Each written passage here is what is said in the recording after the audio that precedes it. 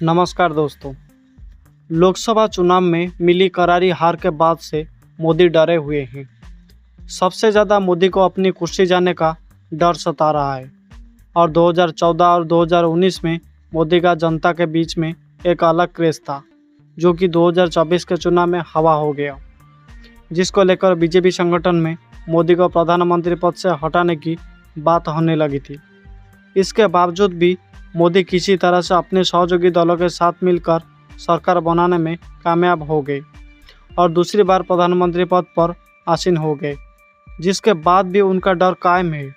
प्रधानमंत्री बनने के बाद भी दिल में एक अलग सी हलचल है, जो अब जनता के सामने आ चुकी है और वो हलचल और डर का कारण विपक्ष का नेता और नेता प्रतिपक्ष राहुल गांधी है, जो भारत जोड़ो यात्रा से लेकर लोकसभा चुनाव प्रचार से सदन तक मोदी को परेशान करके रख दिया है। प्रधानमंत्री मोदी राहुल गांधी के भाषण का सामना करने से डर रहे हैं और राहुल गांधी का सदन में भाषण शुरू होते ही प्रधानमंत्री मोदी जी सदन छोड़ करके भागने के मजबूर हो जाते हैं, क्योंकि मोदी के अंदर सच सुनने की हिम्मत ही नहीं है। वो हमेशा से झूठ का सहारा लेकर सत्ता में काबिज हुए हैं और जनता के बीच कुछ भी नहीं किया है, जिसका परिणाम जो है वो जनता ने 2024 के लोकसभा चुनाव में दे दिया। दोस्तों, आपको बता दें कि विपक्ष इस बार मजबूत स्थिति में है और पिछली मोदी के 2 कार्यकाल के दौरान सदन में विपक्ष को कोई बात नहीं सुनी जाती थी और सदन में मोदी अपनी मनमानी पूर्वक सभी विधेयक पास करा देते थे।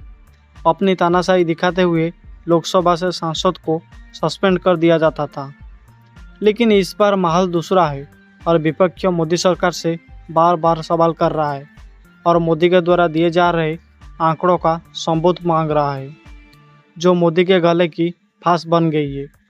दोस्तों, मोदी ने अपने 10 सालों के कार्यकाल में जनता के लिए कुछ नहीं किया है, तो कैसे डाटा जारी करेंगे।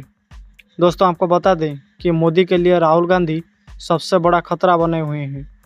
मोदी को हमेशा खुली चुनौती देते हैं, लेकिन मोदी राहुल गांधी का सामना करने का जो है वो साहस नहीं जुटा पा रहे हैं। वहीं अपनी पुरानी रणनीति को अपनाते हुए मोदी राहुल गांधी से सामना करने के लिए ईडी का सहारा लेने वाले हैं, जिसका खुलासा राहुल गांधी ने खुद पर पोस्ट करते हुए किया। दोस्तों, आपको बता दें कि मोदी जब से सत्ता में आए हैं तब से सरकारी तंत्रों का गलत प्रयोग करते चले आ रहे हैं। वहीं मोदी जिस पार्टी या व्यक्ति का सामना नहीं कर पाते हैं और मोदी को जिस किसी भी व्यक्ति से खुद से खतरा पता चलता है, उनको खतरा का पता चलता है, तो उसके खिलाफ जो है वो साजिश करने लग जाते हैं और सरकारी तंत्रों ईडी, सीबीआई और आयकर विभाग का जो है वो सहारा लेते हैं और फर्जी मामलों में गिरफ्तार करवा कर जेल में भेजने का काम करते हैं, जिससे उनकी कुर्सी बची रहती है।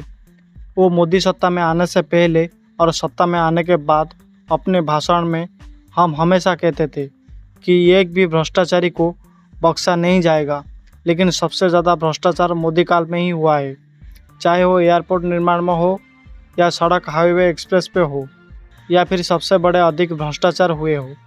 वही राम के नाम पर राजनीति करने वाले मोदी ने राम मंदिर निर्माण में सबसे ज़्यादा भ्रष्टाचार किया है। एक ही बरसात में अयोध्या में हुई सभी भ्रष्टाचार उजागर हो गए। वहीं देश की आन बान और शान के लिए जाना जाने वाला संसद भवन में सबसे अधिक भ्रष्टाचार जो है वो उजागर हुआ है और दिल्ली में हुई तेज बारिश ने मोदी के नए संसद भवन में हुए घोटाले की पोल खोल के रख दी है और संसद की छत से पानी के बूंद टपकने लगा है और संसद भवन परिसर में पानी भर गया और पूरा संसद भवन तालाब में तब्दील हो गया, जिसके बाद से सरकार की जमकर फजियत शुरू हो गई है और मोदी काल में वे सभी भ्रष्टाचार उजागर हो गए और विपक्ष ने मोदी सरकार के विकास को लेकर जमकर निशाना साधा है, जिससे कि मोदी बहुत डरे हुए हैं, क्योंकि मोदी की एक के बाद एक पोल खुल रही है और मोदी के पास सफाई देने के लिए कुछ बचा ही नहीं है, जिससे मोदी बहुत ज़्यादा परेशान नज़र आ रहे हैं।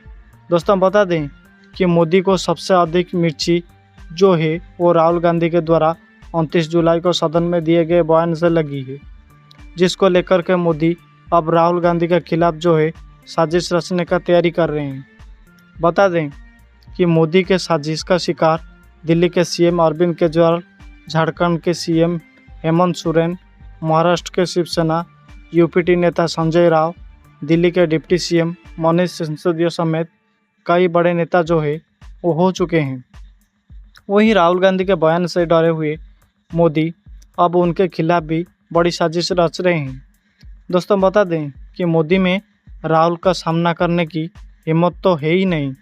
इसके चलते अब मोदी अपने पुराने हथकंडे अपनाने लग गए हैं।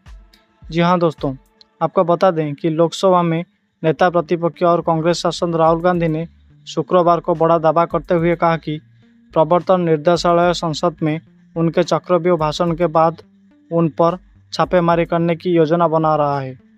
कांग्रेस सांसद ने दावा किया है कि ईडी के अंदरूनी लोगों ने इस बारे में जानकारी दी है। वहीं एक्स पर पोस्ट करते हुए राहुल ने कहा कि चक्रव्यूह भाषण पसंद नहीं आया। ईडी के अंदरूनी लोगों ने मुझे बताया है कि छापेमारी की योजना बनाई जा रही है। बाहें फैलाकर ईडी का इंतज़ार कर रहा हूँ। चाय और बिस्कुट जो है वो मेरी तरफ से है। दरअसल 29 जुलाई को लोकसभा में केंद्रीय बजट 2024 पर बोलते हुए राहुल गांधी ने प्रधानमंत्री मोदी पर हमला किया था। उन्होंने कहा था कि देश के किसान, मजदूर और युवा डरे हुए हैं।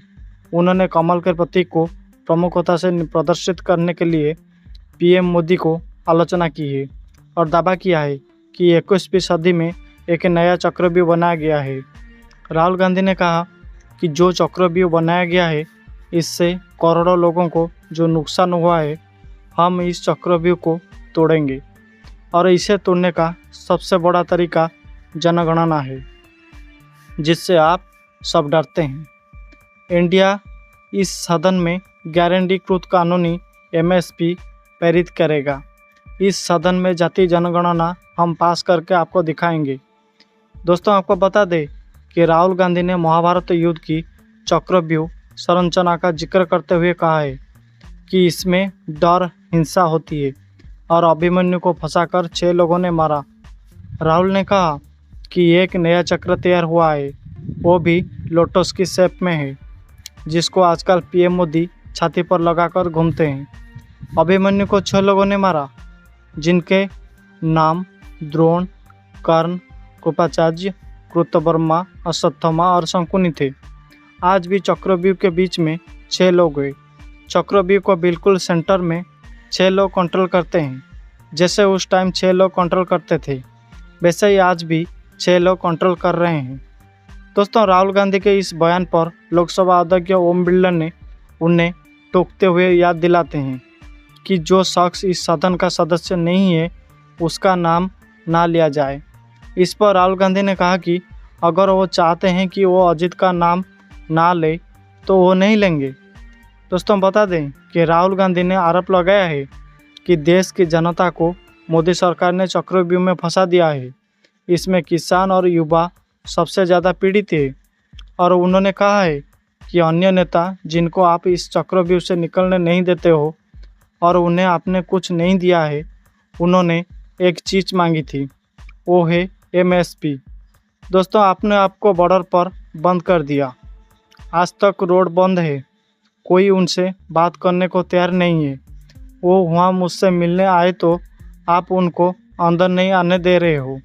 आपको बता दें कि राहुल गांधी के दावे को संजय राउत ने सही ठहराते हुए कहा है कि लोकतंत्र को बचाने के लिए सरकार के खिलाफ जो कोई भी आवाज़ उठा रहा है उसके खिलाफ एक साजिश रची जा रही है।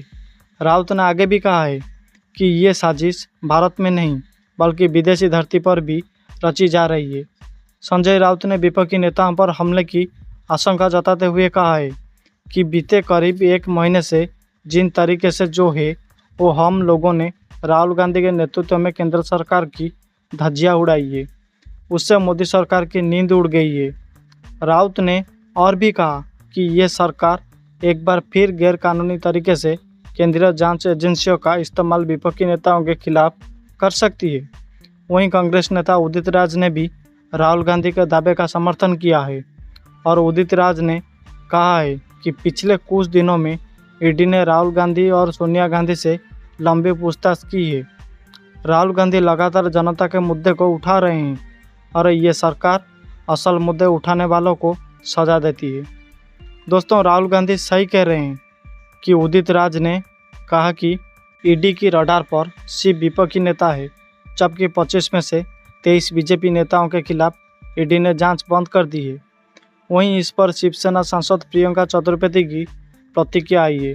प्रियंका चतुर्वेदी ने कहा है कि उन्हें ये जानकारी मिल रही है कि ईडी अधिकारी उनके आवास पर छापामारी कर सकते हैं।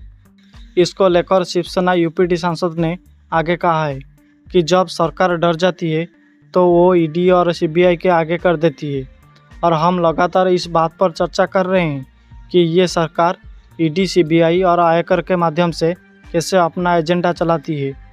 इस तरह से मोबा मोइत्रा, संजय राउत, संजय सिंह और अरविंद केजरीवाल के साथ किया गया है। दोस्तों, चुनिंदा कार्रवाई दिखाती है कि इन एजेंसियों ने सरकार के सामने कैसे घुटने जो है वो टेक दिए हैं।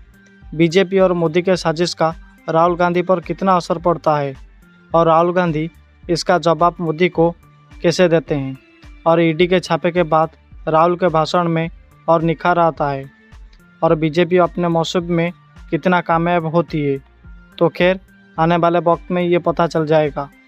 दोस्तों, इस खबर में फ़िलहाल बस इतना ही।